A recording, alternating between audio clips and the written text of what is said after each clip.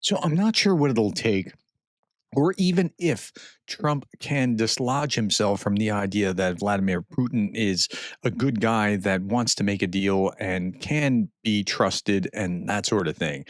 Brett Baer just interviewed Donald Trump yesterday, and I'm going to show you some clips of the interview, and then we'll talk about like where we actually are and why he's saying what he's saying and that sort of thing. But it just hurts my head hearing him just like dodge reality. The reality is Putin didn't want to show up for peace talks, and yet Trump still thinks that he wants peace for some reason. Now, I fully understand that Trump just doesn't like Zelensky. Okay, so he doesn't like Zelensky, but that doesn't mean that Putin is an honest broker or a nice guy or somebody that you can trust.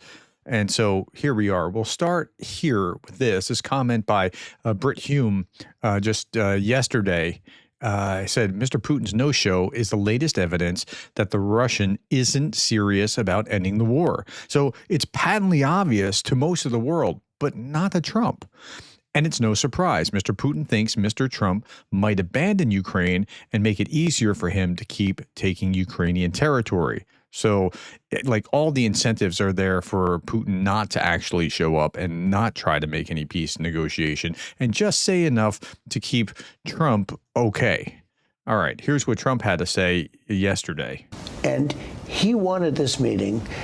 And I always felt there can't be a meeting without me, because I don't think a deal is going to get through. There's a lot of hatred on both sides. Okay, wait a minute. First, stop both siding. And then second, he wanted the meeting. Now, Trump had been pushing for a ceasefire, a ceasefire, a ceasefire, a ceasefire. Zelensky has agreed to it for 50, almost 60 days. And while Putin agreed to it, he agreed and then didn't do anything about it. And so then Putin comes out and says, hey, we're going to have this negotiation picking up from 2022, but no ceasefire. And Trump turns on his heels and says, yeah, go to that meeting. No ceasefire. Just go to that meeting and talk. And then Zelensky says, well, I'll be there. Putin, are you coming? And Putin doesn't come. And yet Trump still sees that Putin is the guy that's showing good faith, not Zelensky. I have a very good relationship with Putin. I think we'll make a deal. We have to get together, and I think we'll probably schedule it. Because I'm tired of having other people. We'll probably schedule it. Because I'm tired of having other people go and meet and everything else. And with that being said, I think Steve Witkoff has done an incredible job. But it's a very tough job, and it's a job that, because of position, that I think I'm the only one that's going to be able to do that one. And I think we'll do it fast, too. I think Putin is tired of this whole thing. Okay, yeah. Putin's tired of the whole thing. And if you just sat down and met with him, okay, if that's the case, then sit down and meet with him and get the thing done. But I don't think that he's going to. And what happens in a scenario where he does meet with Putin and then Putin stiff arms him? And nope, we're not doing that. Sorry.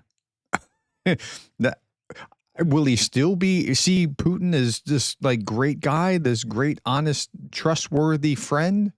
Okay, here's more of the interview. Brett's asking him about, well, and he's just talking about Zelensky. It's just remarkable, like, and not in a good way remarkable. Money is the money. What bothered me, I hated to see the way it was, excuse me, pissed away.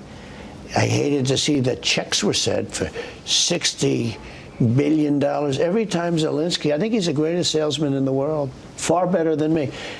Zelensky, he comes to Washington, he walks out with $100 billion every time he came, $100 billion, $100 billion. Now his abilities were shrinking because the last time he only got $60 billion.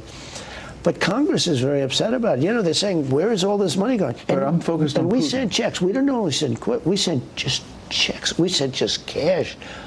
Where is it? But we sent cash. We also sent equipment, and we also backfilled our own equipment. But listen.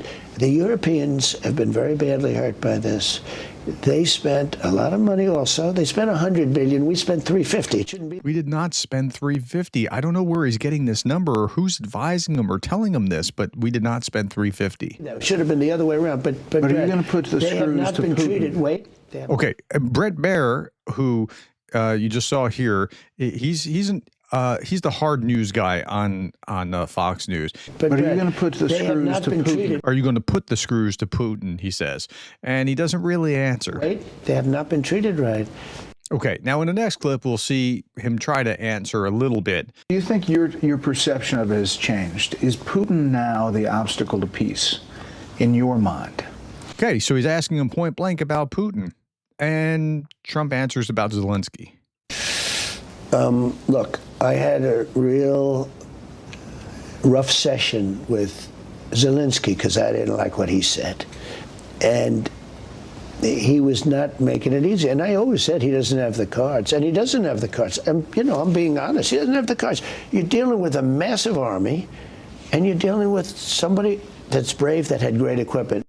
Why is he talking about Zelensky here still? He asked about Putin. Okay, now he's going to talk about Putin and what happened and why it was unsuccessful for Putin. Putin is tired of this whole thing. Is he, though? Is he really tired of this whole thing? Like, I think Trump actually believes this, or has convinced himself that this is the case. He's not, and he's not looking good, and he wants to look good. Don't forget, this was supposed to end in 1 week. And if he didn't get stuck in the mud with his army tanks all over the place, they would have been in Kiev in about 5 hours. Putin stuck in the mud with his army tanks, and that's what caused it? He also took credit for the javelins that he gave and that sort of thing, and talked about how awesome he was as opposed to Obama. And I'm not going to go into that, but stuck in the mud. If Putin's tanks hadn't gotten stuck in the mud, he would have been in Kyiv in 5 hours, he said. Well, meanwhile, the video of that mud, these are tanks being shot at on open roads because they had these columns of formations. And then you had drones that were overhead, limited number of Turkish drones that were overhead. I talked about that yesterday. And then you had people coming out, putting barriers out in the streets, things along those lines. That's what actually happened here. So it wasn't that Putin was stuck in the mud. Okay, here's Ilya Pomerenko saying, by the way, that's the mud that Putin's armored columns got stuck in on their way to Kyiv in 2022, according to Donald Trump. Nobody knows why, how it happened and why. The mysterious mud was the only thing that prevented the Russian BTRs from breaking into Kyiv within 5 hours. I know, I was there too. Yeah. Okay, let's look at just what this mud looks like. Yep, this is the destruction that the Russian army brought to Ukraine. Ukraine didn't ask for it. Ukraine wasn't wanting it. Ukraine wasn't spoiling for a fight. And the Russian army came and did this kind of damage. And yet we don't have moral clarity from the White House about what's actually happened here. I mean, it's ridiculous. Okay. Here, Trump talking about, are you planning to call Putin? Well, let's hear what he has to say. Are you planning to call Vladimir Putin? How do you think you can get those talks on track? We have to meet. He and I will meet. I think we'll solve it, or maybe not, but at least we'll know. And if we don't solve it, it'll be very interesting. And if we don't solve it, it'll be very interesting? What does that mean? Like, at what point do you unshackle yourself from your attachment to Putin? Putin is doing just enough to convince Trump that he's interested in finding peace in Ukraine, but at the same time, he's doing everything possible to prevent it. And it appears that Trump has fallen for it. This is according to a European diplomat writing in the Financial Times. Again, those negotiators also threatened to take Kharkiv if you don't take our deal give us the 4 oblasts, then we'll take 5, or reportedly 6, or if you believe some Russian propagandists, double it. Okay, but it didn't really work out last time they tried to take Kharkiv, right? So why would it work out now? And that's kind of an interesting question. So when you're looking at this whole thing about Trump and Putin, tell me what you think about this. Like, and don't go into conspiracy theories or whatever, but seriously, like, what would it take to dislodge Trump from like just thinking that Putin is going to be a legitimate person that he can work with? Put that in the comments below. In the meantime, Darth Putin, let's leave you with this. Ukraine should capitulate, even though I control less of Ukraine than I did in 2022, and less of Russia too. All right, my friends, that's all that I have for right now. Thank you for your time, the likes, the shares, and the subscribes, and thank you for being the kind of person that cares about Ukraine.